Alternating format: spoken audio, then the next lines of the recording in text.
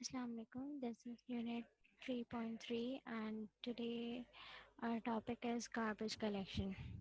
In a previous unit, we have discussed the difference between primitive types and the reference type, जिसमें हमने देखा था कि whenever जब भी हमारा जो रेफरेंस होता है, हमने बात की थी कि आपका जो ऑब्जेक्ट होता है वो आपकी हीप मेमोरी में बनता है और जो आपका रेफरेंस वेरिएबल होता है वो आपका स्टैक मेमोरी पे बनता है।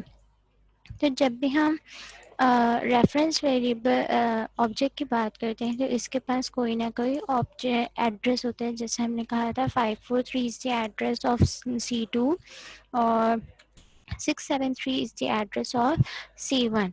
और हमने कहा था कि C1 basically points this address और C2 पॉइंट्स दिस एड्रेस। तो जब भी हमने ये ऑपरेशन अप्लाई किया था तो C2 का एड्रेस कहाँ पे पेस्ट हो गया, C1 पे पेस्ट हो गया। तो हम कह सकते हैं कि जो 673 था वो बेसिकली क्या हो जाएगा, रिप्लेस हो जाएगा। दैट मीन्स कि now C1 has 543 and C2 also has 543।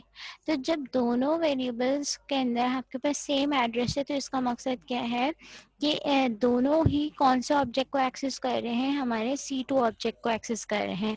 C1 object को कोई भी एक्सेस नहीं कर रहा। तो हमने क्या कहा था, जब आपके पास ऐसे ऑब्जेक्ट्स होते हैं जिनका कोई रेफरेंस नहीं होता, ठीक है, कोई भी रेफरेंस वेरिएबल नहीं है जो एक्सेस कर सके उनको, तो मतलब उनका क्या हो गया, रेफरेंस क्या हो गया, नल हो गया। तो उन ऑब्जेक्ट्स को हम क्या कहते हैं, गार्बेज। ठीक है, तो उन ऑब्जेक्ट्स को हम क्या कहते हैं, गार्बेज, बिकॉज अब हम उनको यूज़ नहीं कर सकते अनटिल एंड अनलेस हमारे पास रेफरेंस वेरिएबल ना हो। तो उन वेरिएबल्स को डिस्ट्रॉय करने के लिए JVM कौन सा प्रोसेस हमारे पास रन कर रहा होता है, गार्बेज कलेक्शन का प्रोसेस चला रहा होता है, जो कि क्या कह रहा है कि गार्बेज कलेक्शन क्या करता है, वो जितनी भी हीप मेमोरी होती है उसके ऊपर क्या करते हैं, प्रोसेस रन करते हैं, सारे जो गार्बेज होते हैं उनको डिटेक्ट करता है और रिक्लेम करता है, ताकि न्यू जो ऑब्जेक्ट्स बने उनके लिए मेमोरी दोबारा से एक तरह से हम कह सकते हैं रिफ्रेश हो सके, कि उनके लिए मेमोरी अवेलेबल हो। तो garbage collection is a process जो कि आपकी हीप मेमोरी पे चलता है। कौन चलाता है, JVM चलाता है। और क्यों चलाता है, to reclaim the space that the object occupies. So this is the process of garbage collection. Keep in mind कि गार्बेज हमारे कौन से ऑब्जेक्ट्स होते हैं जिनका रेफरेंस हमारे पास नल होता है।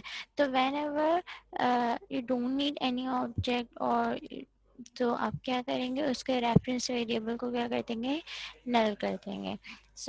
इसकी एक हम कोड एग्जांपल देख लेते हैं। कोड एग्जांपल किस तरीके से होगा कि लेट सपोज हम यहाँ पे अपने पर्सन क्लास की बात करें तो ये हमने प्रीवियस सेशन में बनाई थी कि हमारी पर्सन क्लास है जिसके हमारे पास 3 वेरिएबल्स है। 2 कंस्ट्रक्टर अवेलेबल थे हमारे पास, कि एक हमारे पास नॉन पैरामीटराइज्ड कंस्ट्रक्टर था और एक हमारे पास पैरामीटराइज्ड कंस्ट्रक्टर था। नॉन पैरामीटराइज्ड कंस्ट्रक्टर क्या कर रहा था, हमारे पास एक डिफ़ॉल्ट वैल्यू सेट कर रहा था, वेयर एज जो हमारे पास पैरामीटराइज्ड कंस्ट्रक्टर है वो हम अपनी मर्जी से अपनी वैल्यूज सेव कर सकते हैं, and these are the methods. तो अभी तक हमारे पास सिर्फ क्लास है। तो अगर आपको यूज़ करना, अगर हम क्लास की एग्जिस्टेंस कब होती है, जब आप ऑब्जेक्ट क्रिएट करते हैं। तो मैं पर्सन क्लास के 2 ऑब्जेक्ट बना लेती हूँ, इक्वल्स टू, ठीक है, first using non parameterized constructor और सेकंड यूजिंग पैरामीटराइज्ड कंस्ट्रक्टर। ठीक है, तो यहाँ पे मैं अपने 3 पैरामीटर पास कर रही हूँ। फर्स्ट एली, सेकंड हमारे पास जो पैरामीटर है वो कौन सा पैरामीटर है, जेंडर का है, तो हम सेकंड वैल्यू कौन सी पास करेंगे, जेंडर पास करेंगे। और थर्ड वैल्यू हमारे पास एज की है, तो मैंने यहाँ पे एज पास कर दी। ठीक है, हमने क्या कहा था, this is the object creation process, जिसमें हमारे जो न्यू और कंस्ट्रक्टर है वो हमारे एक्चुअल ऑब्जेक्ट है, ठीक है, कहाँ पे बन रहा है, हमारी हीप मेमोरी पे बन रहा है। और जो उसका एड्रेस सेव है वो कौन से कहाँ पे सेव है, हमारे पास P1 में सेव है। और P1 इज अ वेरिएबल, कौन सी मेमोरी में है, स्टैक मेमोरी में। ठीक है, और P1 में हमने क्या कहा था, क्या चीज़ होल्ड करता है, एड्रेस होल्ड करता है।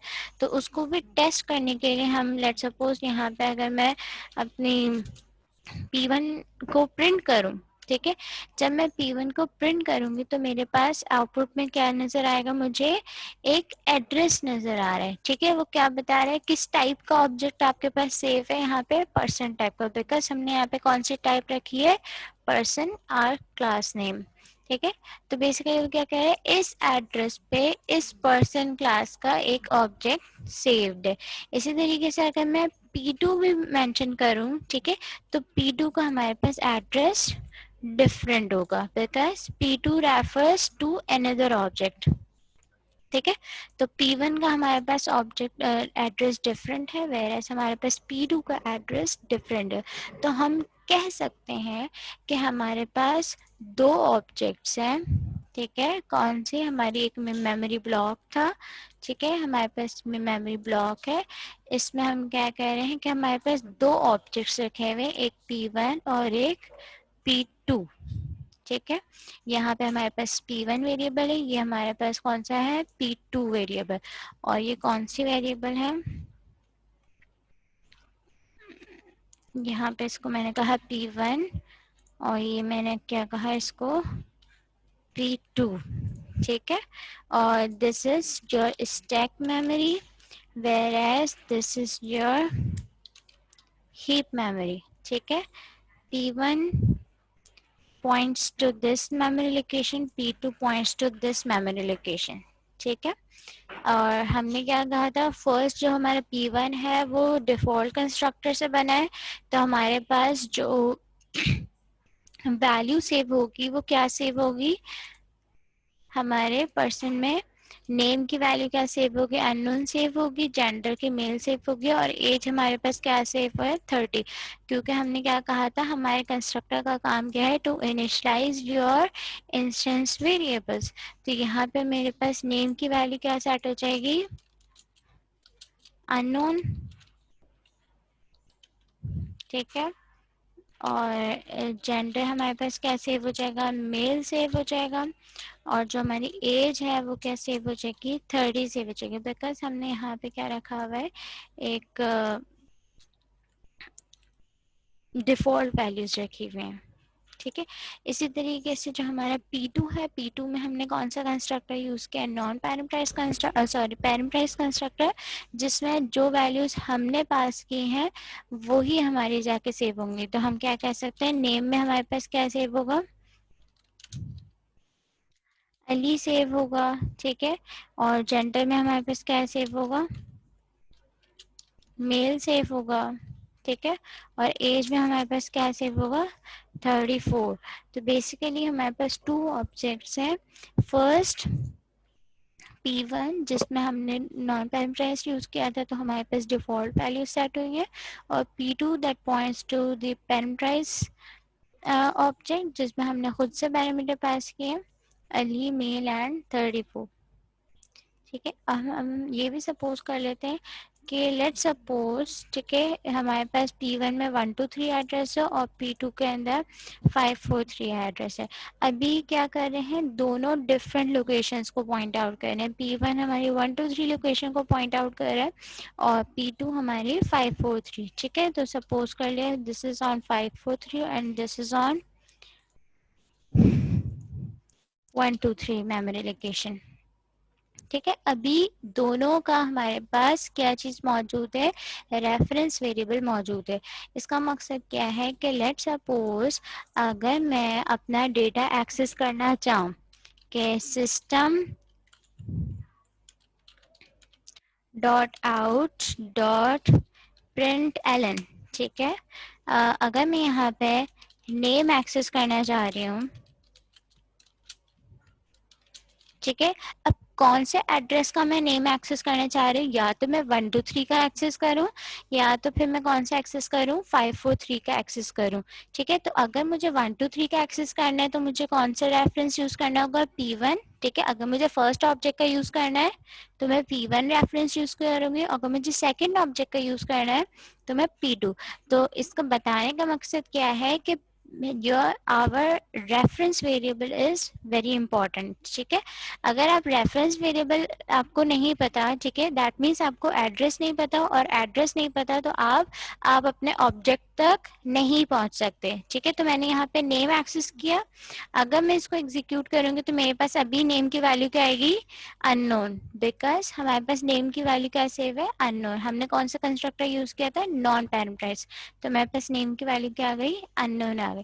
अगर मैं यहाँ पे P2 यूज करूँ तो P2 का मकसद क्या है कि मैं कौन सा एड्रेस यूज कर रही हूँ, 543, और 543 से नेम की वैल्यू क्या आएगी, अली आएगी, बिकॉज वहां पे हमारे पास डिफरेंट वैल्यूज दिए हुए। ठीक है, तो हमारे पास यहाँ पे वैल्यू क्या आ गई, अली आ गई।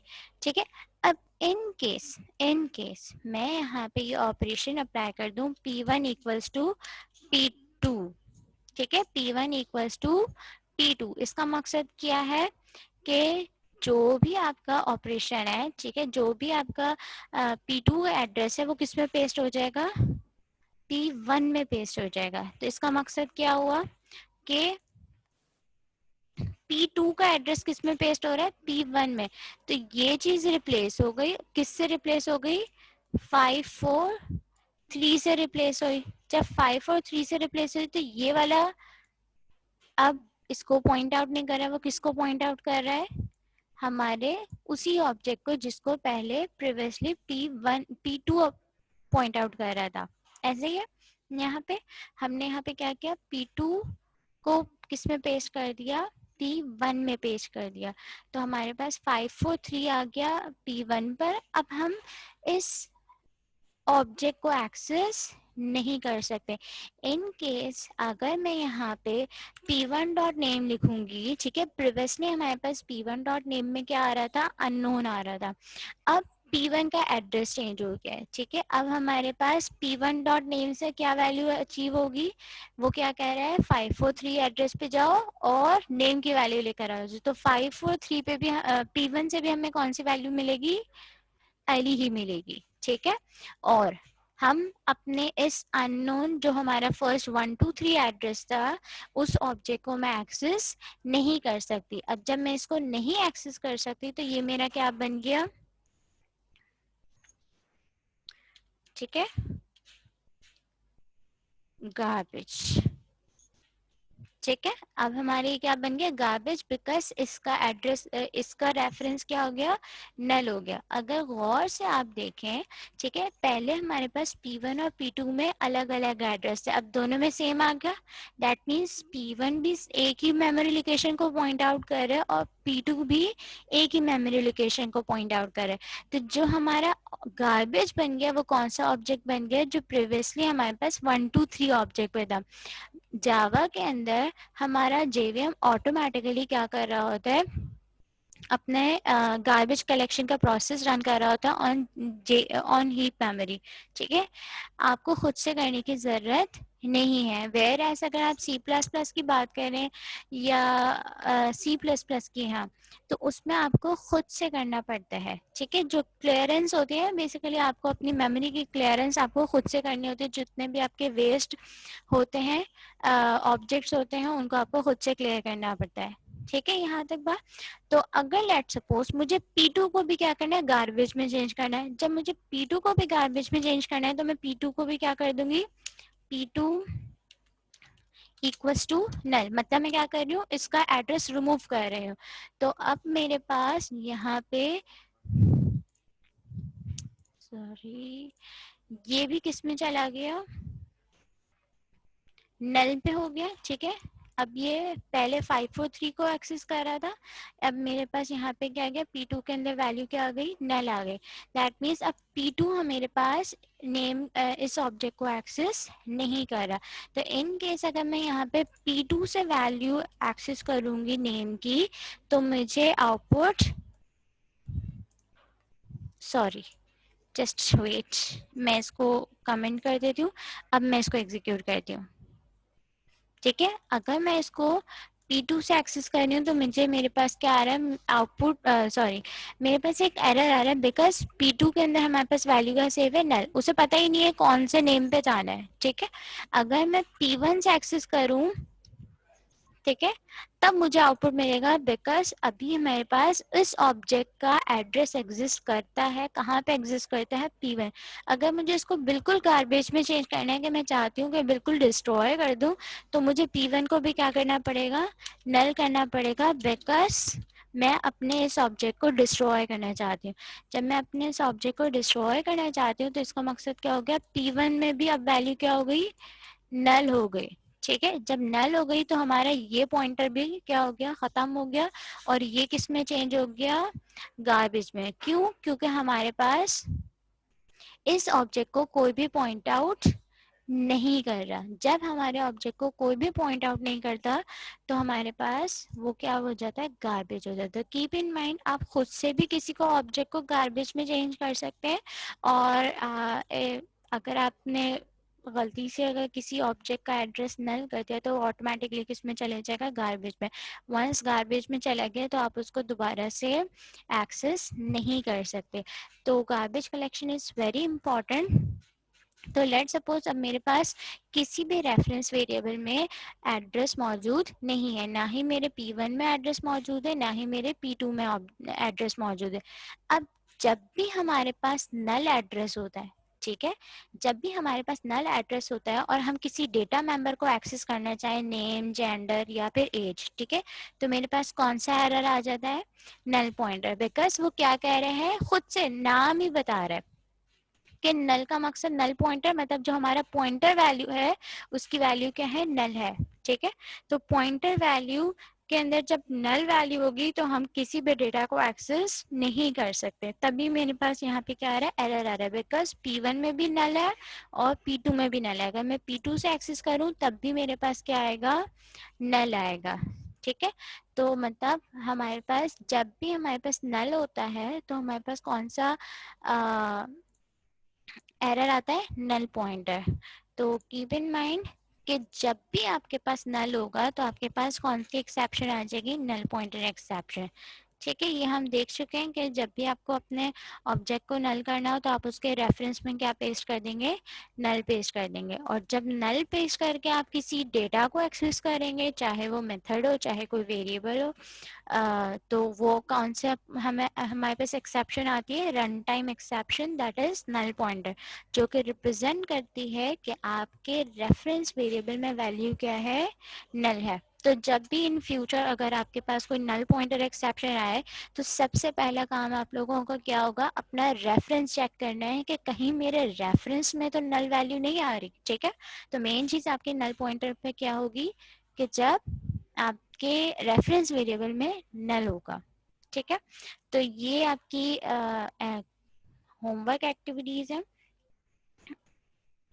होमवर्क्स हैं। इसमें फाइंड करिएगा कि कौन कौन से एरर्स हैं, क्या मसला है इन प्रोग्राम्स में, ठीक है। तो ये बहुत छोटी सी एक्टिविटी है, ये आप करेंगे, ठीक है। तो यहीं तक रखेंगे और 3.4 में हम मजीद चीज़ें डिस्कस करेंगे।